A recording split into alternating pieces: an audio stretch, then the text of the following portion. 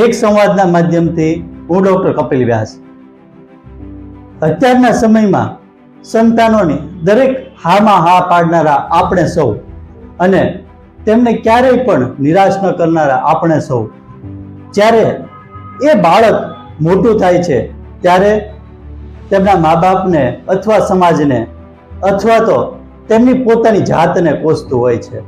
તો તેની પાછળના કારણો શું?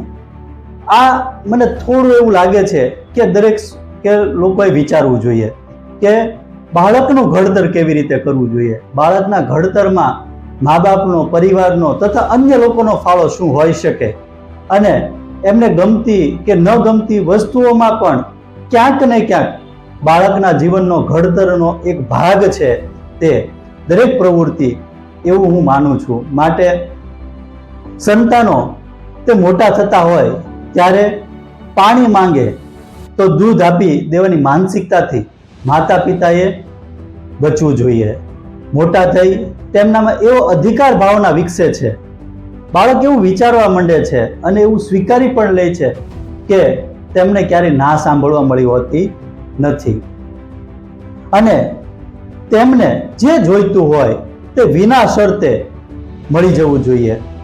એક શિક્ષણવિદો અથવા તો બાળકના ઘડતર કરનારા લોકોનો અભિપ્રાય એવો પણ છે કે શરતો સાથે બાળક સાથે ન વર્તવું જોઈએ, પરંતુ એક વિચાર એવો પણ છે કે બાળકોને શરતો સાથે જીવતા પણ શીખવવું જોઈએ, જેથી કરીને તેમને દરેક વસ્તુનો, તેમને મળનારી દરેક વસ્તુઓનું એમને મૂલ્યાંકન થાય અને તેમનું મૂલ્ય સમજી શકે.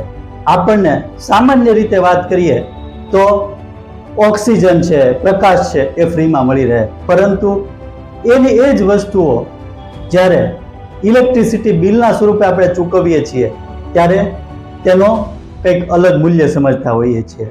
અને શિયાળાની અંદર આપણને એ જ ઠંડો પવન ફ્રીમાં મળી રહે તો આપણે એમની કિંમત સમજતા નથી હોતા, પરંતુ એ જ પવન જ્યારે એસીના સ્વરૂપમાં ઉનાળામાં આપણે મેળવીએ ત્યારે તેમનું કિંમત આપણે સમજીએ છીએ, ત્યારે એમની વેલ્યુ સમજીએ છીએ. માટે ઘણા બધા અભિપ્રાયો હોઈ શકે, પરંતુ આપણો અત્યારનો મુદ્દો માત્ર ને માત્ર બાળકના વિકાસ અને ઘડતરને લગતો હોઈ શકે. જેવી રીતે નાનપણમાં પણ તેમને મળતું હતું, એવી જ રીતે મોટા થાય ત્યારે પણ બાળકોને તે મળી રહેવું જોઈએ. તેવા એની મગજમાં એક માનસિકતા ફિક્સ થઈ ગઈ હોય છે. ઘણીવાર અછત અને અભાવ સંતાનોને વધુ મહેનતી બનાવે છે, કારણ કે એમનામાં કંઈક મેળવવાની ઘેલછા જાગે છે, કંઈક મેળવવાનો જોશ ઉત્પન્ન થાય છે. આ બધી વસ્તુઓ એટલા માટે જરૂરી છે કે આગળ જઈને આવનારા કપરા સમયની અંદર સમાજની અંદર જ્યારે એ કામ કરશે ત્યારે એમને આ સફળતાની સીડી લાગશે. ભૌતિક ચીજો હોય કે લાગણીઓની બાબત હોય, તેમને માત્ર હા સાંભળવાની ટેવ પડી ગઈ હોય છે, ના સાંભળવાની નહીં. દુનિયા એવી સેવાભાવી નથી હોતી કે જેટલા માતા પિતા હોય છે. ત્યાં ડગલે ને પગલે ના સાંભળવી પડે છે, ચાહે એ સમાજ હોય, પોતાનો ધંધો હોય કે પોતાના નોકરીની જગ્યા હોય. ત્યાં લાયક બનો ત્યારે જ માં પીરસે છે.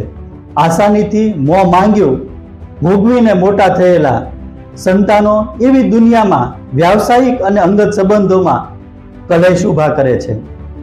સંતાનોને નાના હોય ત્યારથી જ એમને ના સાંભળવાની ટેવ પાડવી જોઈએ, જેથી તેઓ મોટા થઈને જ જે જોઈતું હોય તે મેળવવા માટે લાયક બનવા પડે અથવા તો તેમણે મહેનત કરવી પડે. માતા પિતા જો સાચે જ સંતાનોનું ઉત્તમ ભવિષ્ય ઈચ્છતા હોય તો તેમનામાં અધિકારની નહીં પરંતુ લાયક બનવાની ભાવના વિકસાવવી જોઈએ. બધું થાળીમાં પીરસી દેવાના બદલે તેમની ધીરજના અને મહેનતના ફળો મીઠા છે તેના પાઠ ભણાવવા જોઈએ.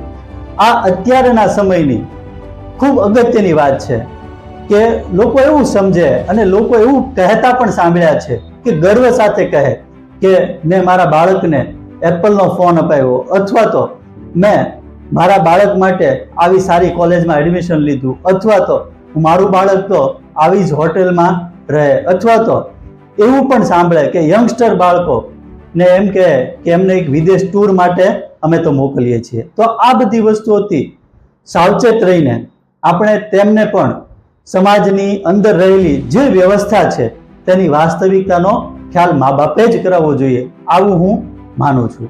તો આ વિડીયો કેવો ગમ્યો? આ વિડીયો જો આપને ગમ્યો હોય તો ચોક્કસથી લાઈક કરજો અને કોમેન્ટમાં ચોક્કસથી જણાવજો. Thank you so much.